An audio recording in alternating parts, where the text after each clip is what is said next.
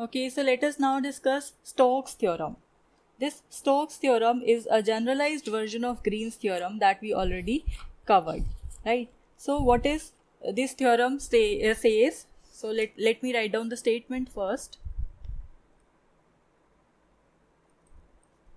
So this theorem says that if vector f is any continuously differentiable, so we have vector f to be continuously differentiable vector point function,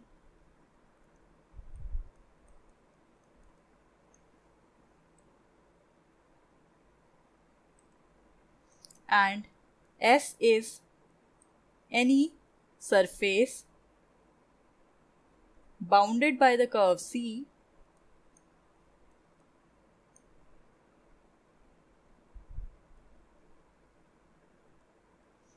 then the integration over the closed surface C, over the closed curve C of this vector f dot with dr, that means the tangential direction of this vector, is equivalent to the surface integral which is taken over curl of vector f dot with n cap ds. Now you can clearly see that this definition is very similar to that of Green's theorem, but the difference here is that this is a generalized version. In Green's theorem we had this dot with k cap vector, right? Here we have the vector n as the unit normal vector at any point S, which is drawn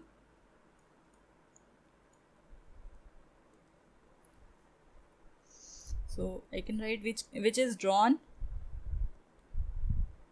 according to the right hand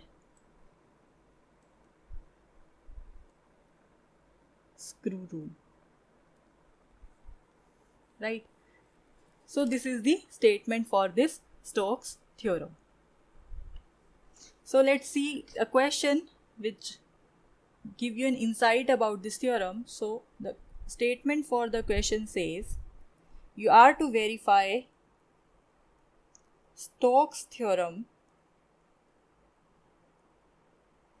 for the vector f. So vector f is given to be x square minus y square I cap plus 2xyj cap in the rectangular region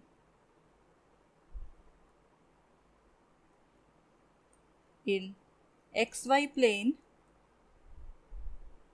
bounded by the lines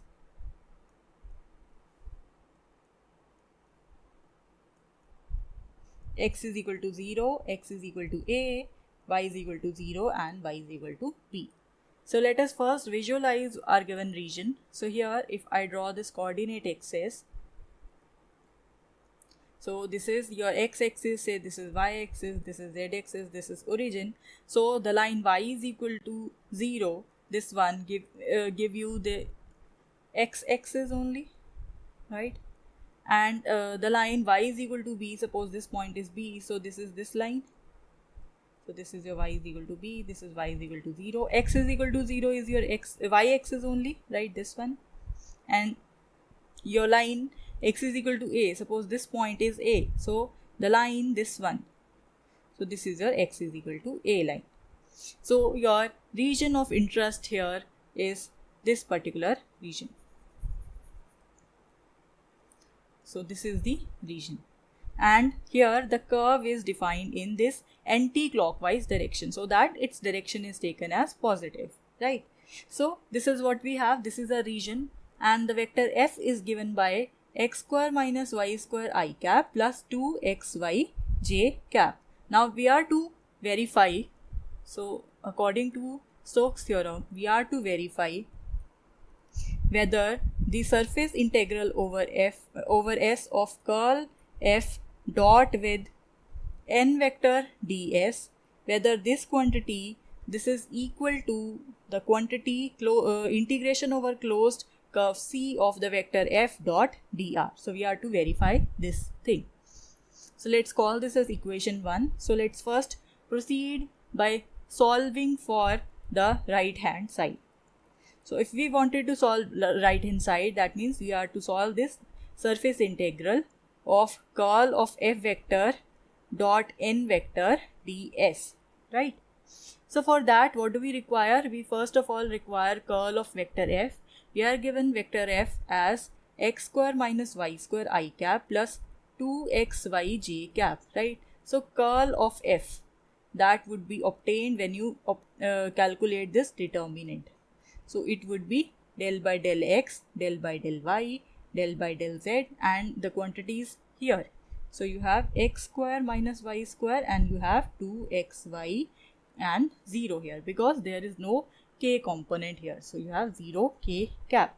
So when you calculate this curl of f, it would come out to be I cap 0 minus 0, and then you have minus j cap. So it would be minus j cap 0 minus 0 and then plus k cap. It would be 2y minus 2y. So your curl of f would be equal to 4y k cap. Now you have this curl of f, so we can solve this thing. So it would be simply equal to the surface integral over curl f dot with n vector ds. So this would be surface integral over s of curl of f is this one. So we have 4y k cap dot with k cap. Why k cap?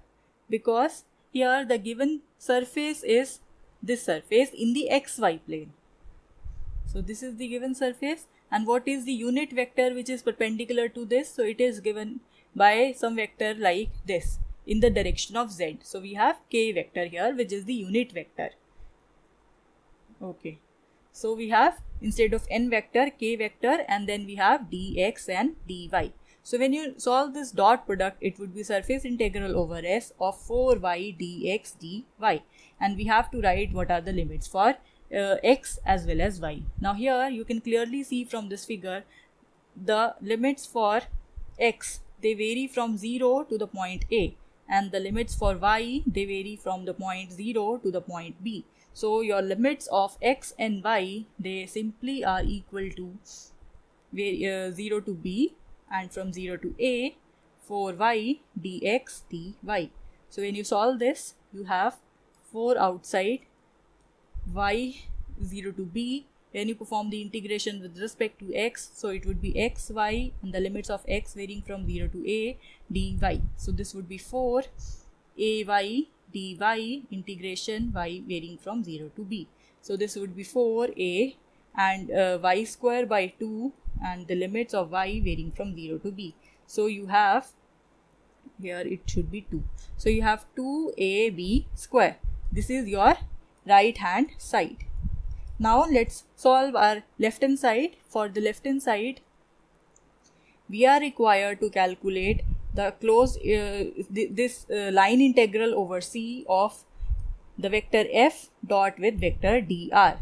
Now your vector f is given to be x square minus y square I cap plus 2xy j cap and dot with vector dr. If your vector r is given by xi cap plus yj cap, because we are in only xy plane, so your vector dr would be given by dxi cap plus dyj cap. So accordingly, when you substitute the value of dr here, so it would be dxi cap plus dyj cap, right? So this would be equal to the closed integral over C. Now when you perform the dot product, this quantity would be multiplied by this. So you have x square minus y square into dx, and then this quantity would be multiplied by this. So you have 2xy dy. So now in order to calculate the line integral here, so let me draw the region again. So suppose this is your x-axis, this is y-axis, this is origin. So we have a square quantity, rectangle quantity like this. Suppose this point is A, this point is B, this point is D. So we are traversing in this anti-clockwise direction so that our direction remains positive. Now this point is a comma 0, this point is a comma b, and this point is 0 comma b, right? So these are the points that are given to us. So this integral becomes equal to the integration over the path OA of this quantity plus the integration over the path AB plus the integration over the path BD and then the integration over the path DO, right? So we have to see what are these paths first of all, and what are the limits and the values of different variables along different paths. So I can say along the path OA, I have these 2 points 0, 0 and the point a comma 0. So here the equation of line is simply given by y is equal to 0. So accordingly you have dy is equal to 0, and here x varies, and the limits for x that varies between 0 to a. So along OA we have this thing. Along AB, let's see what do we have. Here the equation of line is x is equal to a, therefore your dx become equal to 0 when you differentiate this quantity, and here y varies from the point 0 to b, right? So along the path BD, let's see what do we have here. The equation of line is equal to y is equal to b, so correspondingly you have dy is equal to 0, and here your x varies. In moving from here to here, what is the limits for x? X varies in this case from the point B to the point 0, right? Not B, the value of x is a. So from a to 0 in this case. And along DO, we have the equation of line as equal to x is equal to 0, so that means dx would be equal to 0, and the limits for y in moving from here to here. Here the value of y is b, here the value of y is 0. So the limits of y, they vary from the point b to the point 0. So this is what we have. So accordingly we can write down this integration, line integration of f dot dr. So this would be integration along OA. Along OA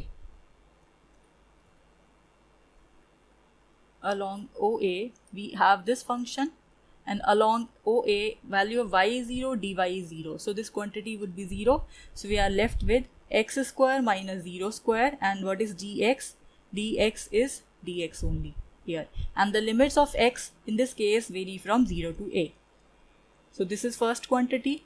Along AB for this integral, we have the value of dx as 0. So this quantity would be 0. So we are left with only 2x and y, and in place of x we will write a here. So a into y dy, and the limits of y here varies from 0 to b according to this one.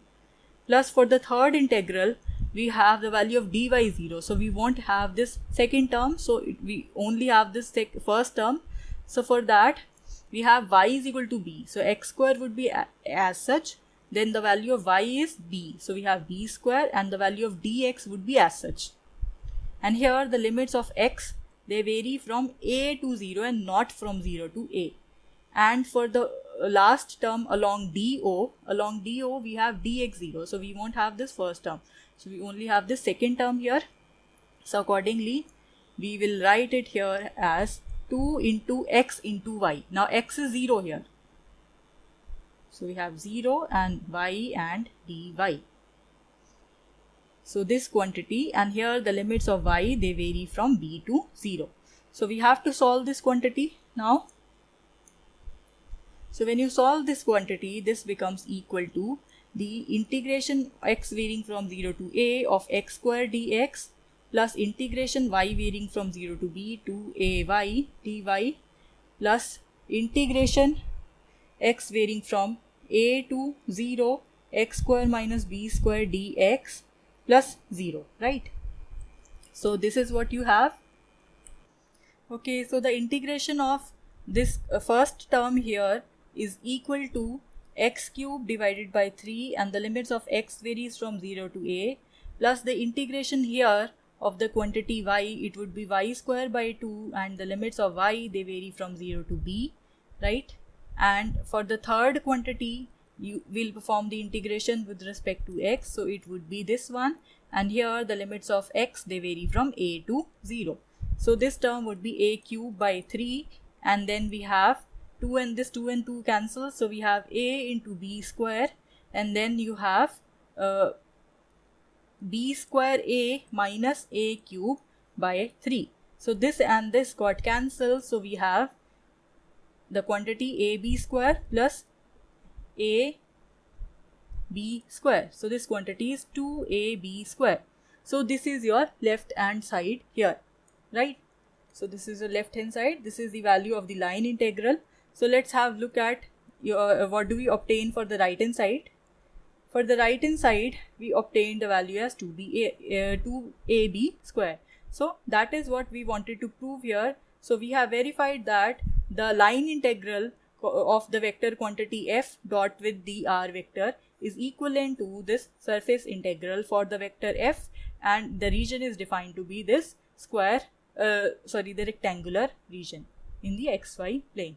So I hope you understood this theorem and how we can apply this theorem. So I'll see you in the next lecture. Thank you.